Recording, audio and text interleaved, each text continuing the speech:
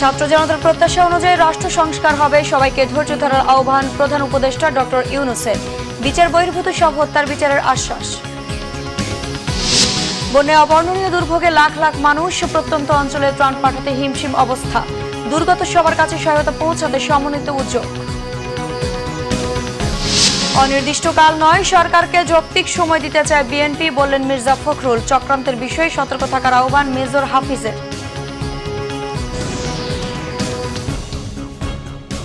দেখছিলেন crown cement সংবাদ শিরোনাম, এবার বিস্তারিত। ছাত্র জনতার প্রত্যাশা অনুযায়ী রাষ্ট্র সংস্কার হবে, তাই এখনই সব দাবি না তুলে সবাইকে ধৈর্য ধরার আহ্বান জানিয়েছেন অন্তর্বর্তীকালীন সরকারের প্রধান উপদেষ্টা ডক্টর মোহাম্মদ ইউনূস। জাতির উদ্দেশ্যে ভাষণে তিনি বলেন, অন্তর্বর্তীকালীন সরকার কতদিন থাকবে দেশের মানুষই সে সিদ্ধান্ত নেবে। দুর্নীতি দুঃশাসনের অবসান ঘটানোর আশ্বাস দেন তিনি। জানান, চলমান বন্যায় ক্ষতিগ্রস্তদের সব ধরনের সহায়তা দেওয়া হবে। বিস্তারিত জানাচ্ছেন সৈয়দ আব্দুল মুহিত। অন্তর্বর্তীকালীন সরকারের প্রধান উপদেষ্টা হিসেবে দায়িত্ব নেয়ার পর এই প্রথম জাতির উদ্দেশ্যে ভাষণ দিলেন ডক্টর মোহাম্মদ ইউনূস। রাষ্ট্রীয় সম্প্রচার মাধ্যম বিটিভি সহ দেশের বিভিন্ন স্যাটেলাইটে তা প্রচারিত হয়। ভাষণের শুরুতে জুলাই আগস্টে ফ্যাসিবাদের বিরুদ্ধে ছাত্র জনতার অভ্যুত্থানে নিহতদের শ্রদ্ধাভরে স্মরণ করেন তিনি। জানান, এই আত্মত্যাগ নতুন বাংলাদেশ গড়ায় সাহস যোগাবে। তারা নতুন এক বাংলাদেশ গড়তে চায়। নতুন প্রজন্মের এই গভীর আকাঙ্ক্ষাকে বাস্তবে রূপ দেওয়ার সংগ্রামে আমি একজন সহযোদ্ধা হিসেবে তাদের সঙ্গে যোগ দিয়েছি। ভয়াবহ বন্যার কথাও উঠে আসে তার ভাষণে। আগামীতে বন্যা প্রতিরোধে অভ্যন্তরীণ সহযোগিতার পাশাপাশি প্রতিবেশীদের সাথে যৌথভাবে কাজ করবে সরকার। ভবিষ্যতে সকল ধরনের বন্যা প্রতিরোধে আমাদের আভ্যন্তরীণ এবং প্রতিবেশীদের সঙ্গে যাতে যৌথভাবে নেওয়া যায় সে আলোচনা শুরু করেছে। বিগত সরকারের সমালোচনা করে ডক্টর ইউনূস বলেন, দুর্নীতি দুঃশাসন অন্যায় বিচারের নামে প্রহসন এদেশের মানুষকে সুরক্ষা দিতে ব্যর্থ হয়েছে। দুঃশাসন, দুর্নীতি, অন্যায়, অবিচার, নিপীড়ন বিচারের নামে প্রহসনের মাধ্যমে জনসুরক্ষা বিপন্ন করেছে। জনগণকে নির্যাতন ও বঞ্চনা ও বৈষম্যের মুখোমুখি দাঁড় করিয়ে দিয়েছে। নতুন প্রজন্মের মানুষ সহ কোটি কোটি মানুষের ভোটাধিকারকে বছরের পর বছর হরণ করেছে।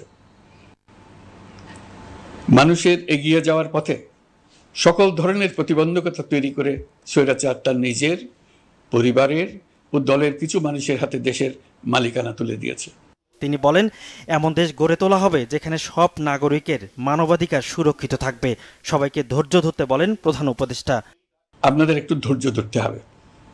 এখনই সব দাবি পূরণ করার জন্য জোর করা, প্রতিষ্ঠানে ঢুকে ব্যক্তিবিশেষকে হুমকির মধ্যে ফেলা, মামলা গ্রহণের জন্য চাপ সৃষ্টি করা, বিচারের জন্য গ্রেফতারকৃত ব্যক্তিকে আদালতে হামলা করে আগেই এক ধরনের বিচার করে ফেলার যে প্রবণতা, তা থেকে বের হতে হবে। ছাত্র জনতার বিপ্লবের গৌরব ও সম্ভাবনা এসব কাজে ম্লান হয়ে যাবে। নতুন বাংলাদেশ গড়ার প্রচেষ্টা হতে ব্যাহত হবে। আশ্বাস দেন জুলাই আগস্টের হতাহতের ঘটনার স্বচ্ছ তদন্তের। গণ অভ্যুত্থানে বল প্রয়োগ ও হতাহতের যে দুঃসহ ঘটনা ঘটানো হয়েছে তার স্বচ্ছ তদন্ত করতে জাতিসংঘের মানবাধিকার কমিশনের প্রধানকে বাংলাদেশে এসে তাদের তদন্ত শুরু করতে আমরা আমন্ত্রণ জানিয়েছি। এবং গণ অভ্যুত্থানের শহীদদের স্মৃতি ধরে রাখতে সরকার অতি দ্রুত জুলাই গণহত্যা স্মৃতি ফাউন্ডেশন নামে একটি ফাউন্ডেশন প্রতিষ্ঠা করার প্রক্রিয়ার শেষ পর্যায়ে এনেছে। বিচার বিভাগ ব্যাংকিং আইন শৃঙ্খলার ক্ষেত্রে জনমুখী ও দলীয় প্রভাবমুক্ত ও জবাবদিহিতা নিশ্চিত করার কথা বলেন প্রধান উপদেষ্টা। প্রশাসনের সকল ক্ষেত্রে প্রতিষ্ঠানগুলো যেন জনগণের আস্থা ফিরে পায়, সেটি আমাদের অন্যতম উদ্দেশ্য। লুটপাট ও দুর্নীতির আখড়ায় পরিণত করা ব্যাংকিং খাতে সুশাসন নিশ্চিত করার জন্য আমরা উদ্যোগ নিয়েছি। ফ্যাসিবাদী সরকারের বিচার বহির্ভূত হত্যাকাণ্ড, গুম, খুন, অপহরণ এবং আয়নাঘরের মতো চরম ঘৃণ্য সকল অপকর্মের ন্যায় বিচার নিশ্চিত করা হবে। এসব অপকর্মের সঙ্গে জড়িত সকলের বিচার নিশ্চিত করা হবে। প্রধান উপদেষ্টা জানান, কারো হুকুমে হত্যাকাণ্ড, গুম ও অত্যাচার যেন না হয় সেজন্য ব্যবস্থা নেওয়া হবে।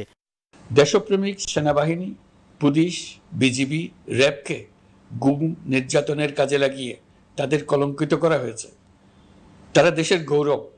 তাদেরও কিছু অতি উৎসাহী সদস্যের কারণে পুরো বাহিনীকে আমরা কলঙ্কিত দেখতে চাই না। আমরা অপরাধীদের চিহ্নিত করতে চাই এবং তাদের শাস্তি দিতে চাই, যেন ভবিষ্যতে কারো হুকুমে দেশপ্রেমিক কোনো বাহিনীর, পুলিশের, র্যাবের কোনো সদস্য হত্যাকাণ্ড, গুম ও অত্যাচারে জড়িত হওয়ার সাহস না করে। দায়িত্ব পালনে দেশবাসীর সহযোগিতা চান তিনি। তা না হলে গত 16 বছরের দুঃখ ঘোচানোর পথ বন্ধ হয়ে যাবে। আপনাদের যা চাওয়া তা লিখিতভাবে আমাদেরকে দিয়ে যান। আমরা আপনাদের বিপক্ষ দল নয়। আইনসঙ্গতভাবে যা কিছু করার আছে আমরা অবশ্যই তা করব, কিন্তু আমাদেরকে ঘেরাও করে এই গুরুত্বপূর্ণ দিনগুলোতে আমাদের কাজে বাধা দেবেন না। এই সরকার কতদিন ক্ষমতায় থাকবে, নিজ থেকে এর জবাব দেন প্রধান উপদেষ্টা। কখন নির্বাচন হবে সেটা সম্পূর্ণ রাজনৈতিক সিদ্ধান্ত, আমাদের সিদ্ধান্ত নয়। দেশবাসীকে ঠিক করতে হবে আপনারা কখন আমাদেরকে ছেড়ে দেবেন। আমরা ছাত্রদের আহ্বানে এসেছি, তারা আমাদের প্রাথমিক নিয়োগকর্তা। দেশের আপামর জনসাধারণ আমাদের নিয়োগ সমর্থন করেছে। আমরা ক্রমাগতভাবে সবাইকে বিষয়টি স্মরণ করিয়ে যাব, যাতে হঠাৎ করে এই প্রশ্ন উত্থাপিত না হয় আমরা কখন যাব। তারা যখনই বলবে আমরা চলে যাব।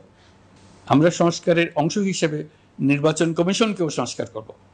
কমিশনকে যে কোনো সময় আদর্শ নির্বাচনের জন্য প্রস্তুত রাখব।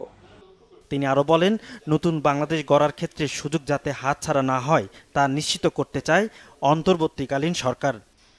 সৈয়দ আব্দুল মুহিত, বাংলাভিশন, ঢাকা। বন্যায় উত্তর পূর্বাঞ্চল ও দক্ষিণ পূর্বাঞ্চলের লাখ লাখ মানুষ এখনো পানিবন্দী। চরম দুর্ভোগে দুর্গতরা প্রত্যন্ত এলাকায় পৌঁছাচ্ছে না ত্রাণ। কয়েক জেলায় পানি নামছে ধীরে, পরিস্থিতি উন্নতির দিকে। তবে খাবার ও বিশুদ্ধ পানির সংকটে দুর্গতরা, ঘরে ফেরার অপেক্ষায় আশ্রিতরা। এদিকে কুমিল্লার তিতাস ও বুড়িচং উপজেলায় বন্যায় 2 শিশু সহ 3 জনের মৃত্যু হয়েছে। প্রতিনিধিদের পাঠানো তথ্য ও ছবিতে ডেস্ক রিপোর্ট। এখনো আশ্রয়ের খোঁজে বন্যা দুর্গতদের অনেকে। মৌলভীবাজারের মনু, জুড়ি ও কুশিয়ারার পানি এখনো বিপদসীমার উপরে। বাঁধ ভেঙেছে 16 জায়গায়। বাড়িঘর ছেড়ে গবাদি পশু সহ আশ্রয় কেন্দ্রে উঠেছেন দুর্গতরা। খাদ্য ও বিশুদ্ধ পানির সংকটে তারা। কমেছে জেলার 4টি নদীর পানি। পরিস্থিতি কিছুটা উন্নতির দিকে। আমাদের রাস্তা ডুবে, আমাদের বড় বাসার নিচে পানি ঢুকে, আমরা অনেক সমস্যা। পানির মাঝে আবুডুবু খাইতেছে এক হিসাবে। যে জায়গা পানির মাঝে আমি এখনো দাঁড়ানো আছি, আমাকে কেউ খোঁজ খবর নেয় না। পুরা সিরা গুট আর পানির ভিতরে নড়িয়ে গেছে লোকনাথ মন্দিরে। আমরা বড় কষ্টর মাঝে আছি আজ 5 দিন ধরে। লক্ষ্মীপুরে প্লাবিত হয়েছে নতুন নতুন এলাকা। 5 উপজেলার 58টি ইউনিয়ন ও 4টি পৌরসভার 80% এলাকা তলিয়ে গেছে। 2 থেকে 6 ফুট পানিতে ডুবে আছে বসতবাড়ি, রাস্তাঘাট, ফসলি জমি। ভেসে গেছে পুকুর ও জলাশয়ের মাছ। পানিবন্দী প্রায় 7 লাখ মানুষ। শিক্ষা প্রতিষ্ঠান ও মসজিদে আশ্রয় নিয়েছে দুর্গতরা। খাবার ও বিশুদ্ধ পানির সংকটে তারা। আমগো গরু মরে গেছে, 2টা ছাগল মরে গেছে, একটা আমগো ঘরের ভিতরে এখনো পানি। 8, 9 এবং 7 3টা ওয়ার্ডে পানিতে এখন বাঁচতেছে। এমনকি আমরা যারা এখানে জনসাধারণ আছি, আমরা খুবই কষ্টে দিন কাটাচ্ছি। ফেনীর মুহুরী নদীর পানিতে ও শনিবার রাতের বৃষ্টিতে নোয়াখালীর বন্যা পরিস্থিতির অবনতি হয়েছে। জেলা শহর মাইজদি ও 8 উপজেলার বেশিরভাগ এলাকার মানুষ পানিবন্দী। সেনবাগ, বেগমগঞ্জ, কোম্পানিগঞ্জ ও কবিরহাটে পানিবন্দী লাখো মানুষ। হবিগঞ্জের চুনারুঘাট, বাহুবল, লাখাই, সদর সহ 60টি গ্রাম তলিয়ে গেছে। 2 লাখ মানুষ পানিবন্দী। টিউবওয়েলগুলো পানির নিচে থাকায় বিশুদ্ধ পানির তীব্র সংকটে দুর্গতরা। ত্রাণ তৎপরতা চললেও প্রয়োজনের তুলনায় কম। চট্টগ্রামে পরিস্থিতি কিছুটা উন্নতির দিকে। জেলার মিরসরাই, ফটিকছড়ি, হাটহাজারী, রাউজানের বেশিরভাগ এলাকা থেকে বন্যার পানি নামছে। ঘরে ফিরতে শুরু করেছে শিক্ষা প্রতিষ্ঠানে আশ্রয় নেওয়া মানুষ। চালু হয়েছে বন্ধ হয়ে যাওয়া সড়ক যোগাযোগ। তবে এখনো কিছু কিছু এলাকায় নৌকায় যাতায়াত করছেন পানিবন্দী মানুষ। কর্ণফুলী, হালদা, শিকলবাহা, শিকল ও সাঙ্গু নদীর পানি এখনো বিপদসীমার উপরে। কুমিল্লায় বেড়েছে পানিবন্দী মানুষের দুর্ভোগ। নৌকা না থাকায় পৌঁছাচ্ছে না ত্রাণ। সার্বিক বন্যা পরিস্থিতি স্থিতিশীল থাকলেও গোমতীর বাঁধ ভাঙা পানিতে বেড়েছে বুড়িচং ও ব্রাহ্মণপাড়ার পানি। বেড়েছে মানুষের দুর্ভোগ। বন্যার ক্ষত কাটিয়ে ঘুরে দাঁড়ানোর চেষ্টায় খাগড়াছড়ির ক্ষতিগ্রস্ত প্রায় 40,000 মানুষ। ব্যাপক ক্ষতি হয়েছে ঘরবাড়ি ও ফসলের। Banglavision news desk. পানির নিচে ফেনীর 6 উপজেলার সবকটি দুর্গম এলাকায় ত্রাণ সামগ্রী পৌঁছাতে হিমশিম খাচ্ছে সামরিক বাহিনী সহ সামাজিক সংগঠনগুলো। হাঁস, মুরগি ও গবাদি পশু সহ সব হারিয়ে নিঃস্ব মানুষ। প্রায় 1 সপ্তাহ ধরে চলা সীমাহীন বন্যায় এখনও আশ্রয়ের খোঁজে হাজারো মানুষ। বাসাবাড়িতে রান্নার পরিস্থিতি না থাকায় খাদ্য সংকটে বানভাসীরা। এনামুল হাবিব রুবেলের ক্যামেরায় মুহিবুল্লাহ মুহিবের রিপোর্টে বিস্তারিত। স্মরণকালের ভয়াবহ বন্যায় মাকে হারিয়েছেন মোতালেব। চারদিকে অথই পানি, বাসার ভেতরে গলা সমান। মায়ের দাফন কাফন নিয়ে চরম দুশ্চিন্তায় মোতালেব। আমার আম্মু মারা গেছে, আর ওনার এই জানাজা আমরা আসতে এখন অনেক কষ্ট হয়েছে। পানি দিয়া নৌকা পাওয়া কঠিন হয়েছে, তারপরে যে গোসল করানোর নৌকা পাইতে অনেক কষ্ট হয়েছে, ঠিক আছে। তারপরে আবার ওই যে যারা কবর করবে তারাও কিন্তু ওদেরকে পাইতে কষ্ট হয়েছে। এই যাবতীয় অনেকগুলো কষ্ট পায় আমরা না, আমাদের নিজেদের জায়গায় তো পানি উঠে গেছে।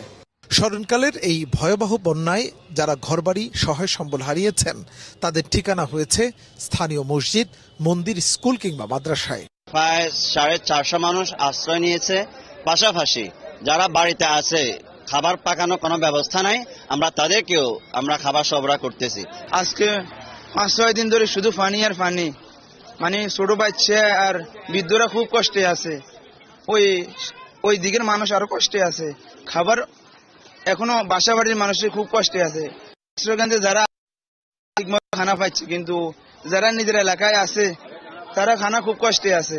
কোনো খানা কোনো জায়গা থেকে আসতেছে না, পানিতে অনেক অবস্থা খারাপ, নামতেছে না পানি আজকে 5 দিনের উপরে। দুর্গত এলাকায় এখনো আসেনি বিদ্যুৎ, নেই মোবাইল ফোনের নেটওয়ার্ক। রাস্তাঘাট ডুবে যাওয়ায় কলাগাছের ভেলা অথবা ডিঙ্গি নৌকা এখন পাকা সড়কে চলার একমাত্র সঙ্গী। ঘর বাড়ি এখন মানে এইখানে তো উঁচা জায়গা হতে এই পর্যন্ত দেখেন, আমাদের ঘর বাড়ি আরো বেশি পানি উড়িয়ে গেছে। ওই দোতলা বিল্ডিং এ আছি, আশ্রয় নিচ্ছি আর একটার লগে একটা কোনরকম বসি থাকে, শোয়ার জায়গা নেই। যতগুলো আসছে ততগুলো এখানে মানে বসার জন্য স্থান আছে আর বেশি কষ্ট খানা দানা আপনার এই হালকা মুড়ি টুরি এগুলো খানা দানা। ফেনীর দুর্গম এলাকায় হেলিকপ্টারের সাহায্যে ত্রাণ বিতরণ করছেন সামরিক বাহিনীর সদস্যরা। ভারতের ত্রিপুরা থেকে নেমে আসা পানির ঢলে ফেনীর বিস্তীর্ণ এলাকা এভাবে প্লাবিত হবার নজির দেশের ইতিহাসে এটি প্রথম। ভারতের ত্রিপুরা থেকে আসা বন্যার ঢলে ইতিমধ্যেই তলিয়ে গেছে ফেনী সহ আশেপাশের সবগুলো উপজেলা। সীমাহীন দুর্ভোগে পড়েছে মানুষ, ঘরে ফিরতে পারছে না। গত 1 সপ্তাহ ধরে এই ভেলাগুলোই হয়ে উঠেছে চলার একমাত্র মাধ্যম। মুহিবুল্লাহ মুহিব, বাংলা ভিশন, ফেনী। বিএনপি মহাসচিব মির্জা ফখরুল ইসলাম আলমগীর বলেছেন, যোগ্য লোকদের নিয়ে গঠিত অন্তর্বর্তী সরকারকে যৌক্তিক সময় দিতে চান, তবে তা অনির্দিষ্টকালের জন্য নয়। রবিবার বিকালে সিলেটের একটি হোটেলের হলরুমে জেলা ও মহানগর বিএনপি আয়োজনে সাংবাদিকদের সাথে মত বিনিময়কালে তিনি একথা বলেন। মির্জা ফখরুল বলেন, বিপ্লব পরবর্তী নতুন বাংলাদেশ নির্মাণে কাজ শুরু হয়েছে। অন্তর্বর্তীকালীন সরকারকে সব ধরনের সহায়তা করবে বিএনপি। প্রয়োজনীয় সংস্কার করে ডক্টর ইউনূসের নেতৃত্বে গঠিত সরকার দ্রুত নির্বাচন করবে বলে তিনি আশাবাদ প্রকাশ করেন। বিএনপি মহাসচিব বলেন, শেখ হাসিনা ভারতে বসে বাংলাদেশের মানুষকে বিভ্রান্ত করার চেষ্টা করছে, কিন্তু দেশের মানুষ এখন সব বোঝে। 15 বছরের স্বৈরাচারী সরকারকে হটিয়ে দেশের মানুষ তা প্রমাণ করেছে বলেও তিনি মন্তব্য করেন। এর আগে দুপুরে তিনি হযরত শাহজালাল রহমতুল্লাহ আলাইহি ও হযরত শাহ পরান রহমতুল্লাহ আলাইহির মাজার জিয়ারত করেন। আমরা আপনার প্রথমেই বলেছি যে আমরা এই অন্তর্বর্তীকালীন সরকারকে আমরা যৌক্তিক সময় দিতে চাই, এবং সেই যৌক্তিক সময় যেটা বলেছি যে আপনার একটা সংস্কার, যেগুলো জায়গায় সংস্কার কথা বলা হয়েছে, সেই সংস্কার করতে যতটুকু সময় লাগে, বাট একটা যৌক্তিক সময় হতে হবে। এটা এমন না যে আপনার অনির্দিষ্ট সময়, একটা যৌক্তিক সময়ের মধ্যে সেটা করতে হয়, এটা স্পষ্ট করে বলেছি। শেখ হাসিনা ভারতে বসে চক্রান্ত চালাচ্ছেন দাবি করে ছাত্র জনতাকে সতর্ক থাকার আহ্বান জানিয়েছেন বিএনপি স্থায়ী কমিটির সদস্য অবসরপ্রাপ্ত মেজর হাফিজ উদ্দিন আহমেদ। তিনি বলেন, আয়না ঘরের নামে যারা মানুষ হত্যা করেছে, গুম করেছে, তারা এখনো বহাল রয়েছে। দ্রুত আয়না ঘরের স্রষ্টাদের বিরুদ্ধে ব্যবস্থা নিতে হবে। জাতীয়তাবাদী মুক্তিযোদ্ধা দলের 32তম প্রতিষ্ঠা বার্ষিকীতে বিএনপির প্রতিষ্ঠাতা জিয়াউর রহমানের মাজারে শ্রদ্ধা নিবেদন শেষে এসব কথা বলেন তিনি। শেখ হাসিনা সরকারকে মদত দানকারী যারা উপদেষ্টা পরিষদ ও প্রশাসনের আছে তাদের সরিয়ে দেবার দাবি জানান মেজর হাফিজ।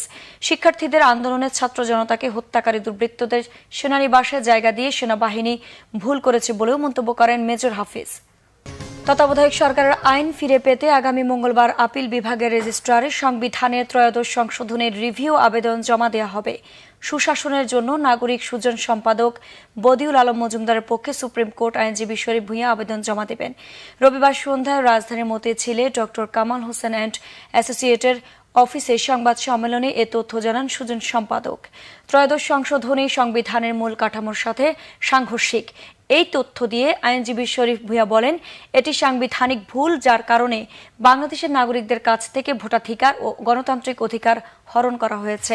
বিগত 12 বছর এই রায়ের রিভিউয়ের জন্য কেউ আসেনি উল্লেখ করে তিনি জানান, জনগণের গণতান্ত্রিক অধিকার ফিরিয়ে দিতে আপিল বিভাগ এই সংশোধনী পুনরায় বিবেচনা করবে বলে প্রত্যাশা তাদের। সুজন সম্পাদক বদিউল আলম মজুমদার বলেন, বিচারপতি ABM খায়রুল হক স্বপ্রণোদিত হয়ে সাবেক প্রধানমন্ত্রী শেখ হাসিনার চাওয়াকেই পূর্ণাঙ্গ রায় দিয়েছিলেন। সংবাদ শেষ করব ক্রাউন সিমেন্ট শিরোনামগুলো আরেকবার জানিয়ে।